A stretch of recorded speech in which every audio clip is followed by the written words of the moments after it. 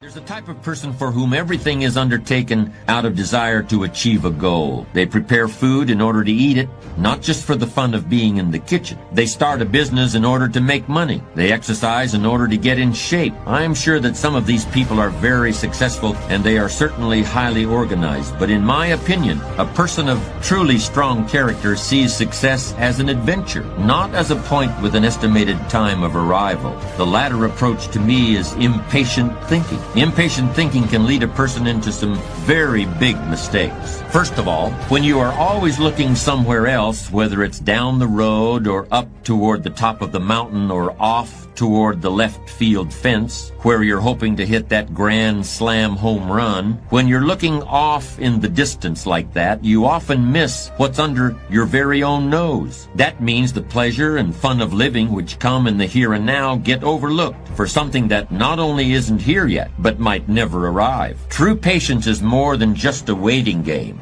Patience doesn't mean you sit around hoping for something to happen. Patience is not a passive quality. Sometimes patience can mean doing something else entirely, thinking about another venture, taking off in a different direction while you give events a chance to run their course. All through his long career on the screen, John Wayne never felt he got the credit and recognition he deserved for his skills as an actor. Yes, his films were consistently successful at the box office, and even today, John Wayne is still the #1 favorite movie actor in the United States. But a big following among moviegoers didn't translate into critical esteem or the respect of his peers. That's what the Duke wanted, and he felt he deserved it too. Then in the last years of his life, he made a movie called True Grit, in which he played a drunken, one-eyed old U.S. Marshal named Rooster Cogburn. That portrayal got John Wayne the Oscar he'd been waiting 40 years for. It wasn't the kind of high and mighty hero role he'd played when he was young that finally got him his award, but it was a role that he'd waited for all his life, and he didn't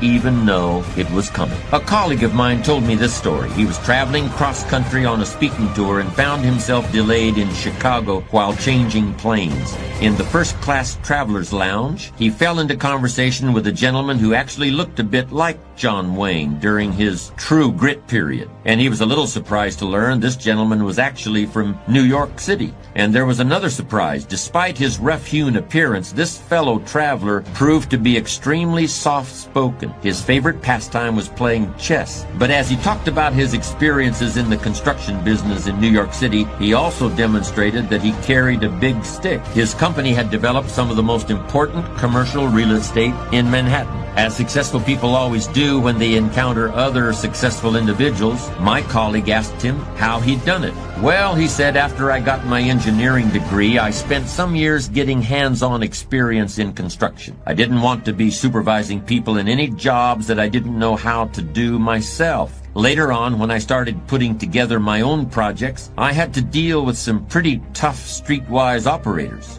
Cement company guys, building inspectors, trucking companies. But I never tried to pretend I was any kind of hard case myself. I used to tell them right up front, you play straight with me, and I'll play straight with you. I never tried to take advantage of anybody, but I never let anyone take advantage of me either. You see, I always was, and I still am, a great counter-puncher. Anybody who takes a shot at me in business had better make sure it's a good one, because I'm going to hit back hard. But it's like chess. You don't necessarily hit back right away. You have to be patient. You have to wait for the right moment. You have to let the other guy know, okay, you had your chance. Next time it's my turn. But you don't say that out loud. You don't say what you've got in mind, and you don't say when it might be coming. You just go on, polite and friendly as ever. You don't ever let on that you're waiting for an opening. But you rest assured that your chance will come. It's like any other investment. It takes patience. Patience is the key. Needless to say, those several hours between flights were both informative and enjoyable for my colleague, and we can all learn from this story. Don't concentrate on things you can't influence, like when the planes are going to take off. Instead, focus on things you can control, and when you meet somebody you can learn from, then learn everything you can while you've got the chance.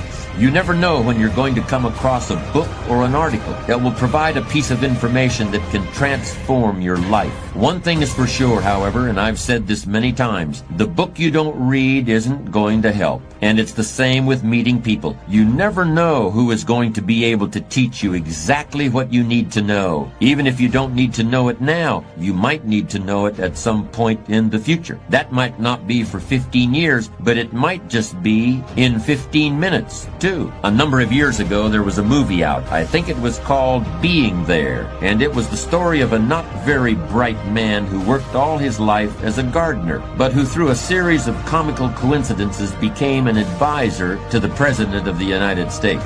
Now, whenever the President asked this gardener his opinion on anything, he would always answer in terms of what he knew, which of course was gardening. But the President wouldn't realize that he was talking about gardening at all. Instead, the President was sure he was speaking in metaphors and allegories, that he was making wise analogies between the world of nature and the world of human affairs. Now, I value straight speaking as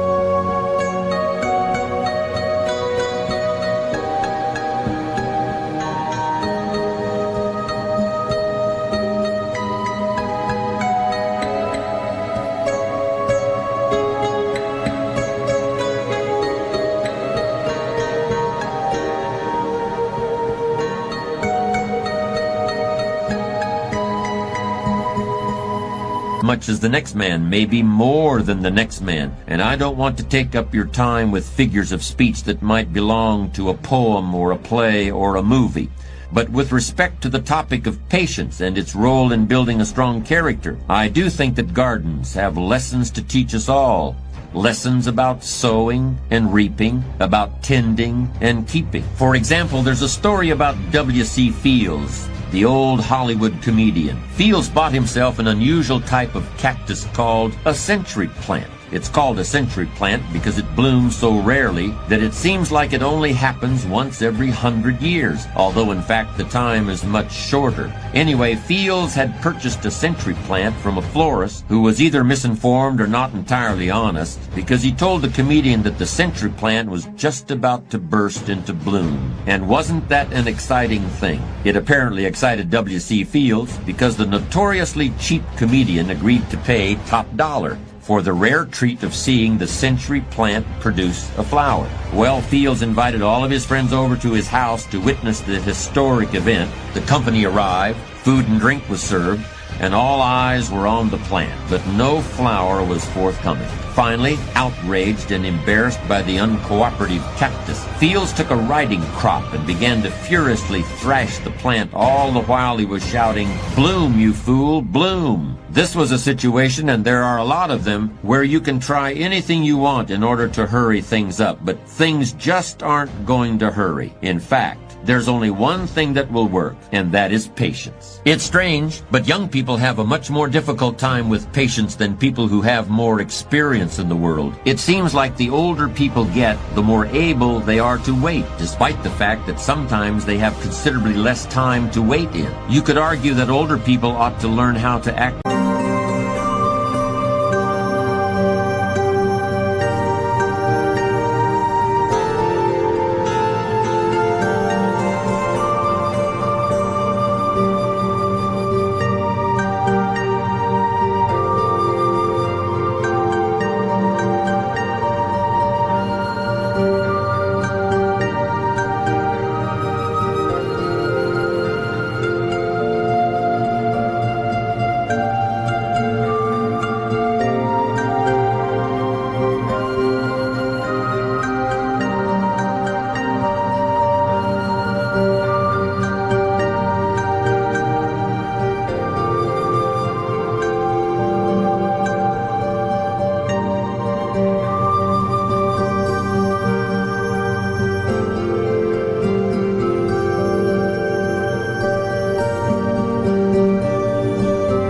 quickly and decisively. while younger people need to learn how to wait. When you're young, you really have just about all the time in the world, and you just can't wait to use it. For a young person to have patience is a rare and powerful thing. How can we explain that impatience of the young? Maybe it's because when you're a teenager or in your early 20s, 1 year seems like a very long time. 5 years seems like forever, and 10 years is almost more than you can possibly imagine. But more mature individuals can actually look back 10 or 20 or even 30 years, and they can use the knowledge they've gained to create patience and a sense of perspective. At the risk of confusing you, I'm going to make what may sound like a contradictory statement. Here it is. A patient man is always richer than an impatient one, even if the patient man has less money. What do I mean by that statement? Well, riches and wealth can take other forms besides dollars and cents. Okay, that sounds good, so in what sense is the patient man richer? The actual answer is very simple. A patient man is always richer than the impatient one because the patient man can always afford to wait. The patient man is never desperate. The patient man has time to spare,